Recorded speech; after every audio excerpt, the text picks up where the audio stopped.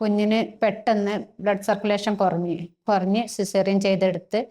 അപ്പോൾ പറഞ്ഞ് കുട്ടിന് ഹാർട്ടിന് കുറച്ച് കുഴപ്പമുണ്ടെന്ന് പറഞ്ഞ് ബ്രീത്തിങ് പ്രോബ്ലം ഉണ്ട്. അങ്ങനെ പിന്നെ അവർ ICUയിൽ ഓക്സിജനും കാര്യങ്ങളൊക്കെ ആയിട്ട് അങ്ങനെ മുന്നോട്ട് പോകുന്നത്.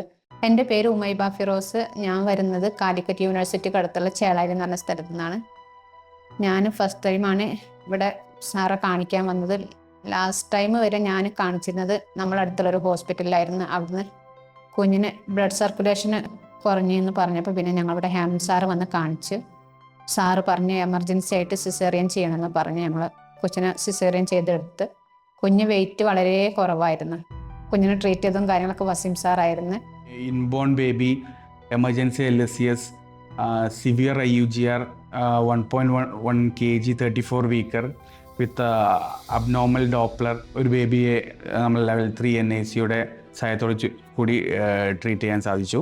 വസീം സാർ ഉഷാറാണ്. എപ്പം വന്നാലും എല്ലാ സംശയങ്ങളും കാര്യങ്ങളും പറഞ്ഞു തരും ഞങ്ങൾക്ക്. ഇവിടെ ഭയങ്കര കെയറിങ് ആണ്.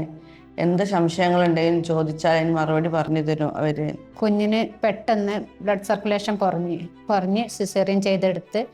അപ്പോൾ പറഞ്ഞ് കുട്ടിന് ഹാർട്ടിന് കുറച്ച് കുഴപ്പമുണ്ടെന്ന് പറഞ്ഞ് ബ്രീത്തിങ് പ്രോബ്ലം ഉണ്ട്. അങ്ങനെ പിന്നെ അവർ ICUയിൽ ഓക്സിജനും കാര്യങ്ങളൊക്കെ ആയിട്ട് അങ്ങനെ മുന്നോട്ട് പോകുന്നത്. അപ്പോൾ ഞങ്ങൾക്ക് സാറെ ഭാഗത്തുനിന്ന് ഭയങ്കര സപ്പോർട്ടാണ്. സാർ എന്ത് ഡൗട്ട് ഉണ്ടെങ്കിലും ചോദിച്ചാലും ഏത് സമയത്ത് നമുക്ക് ചോദിച്ചാലും സാർ നമ്മുടെ ഡൗട്ടൊക്കെ ക്ലിയർ ചെയ്ത് തരുന്നുണ്ട്.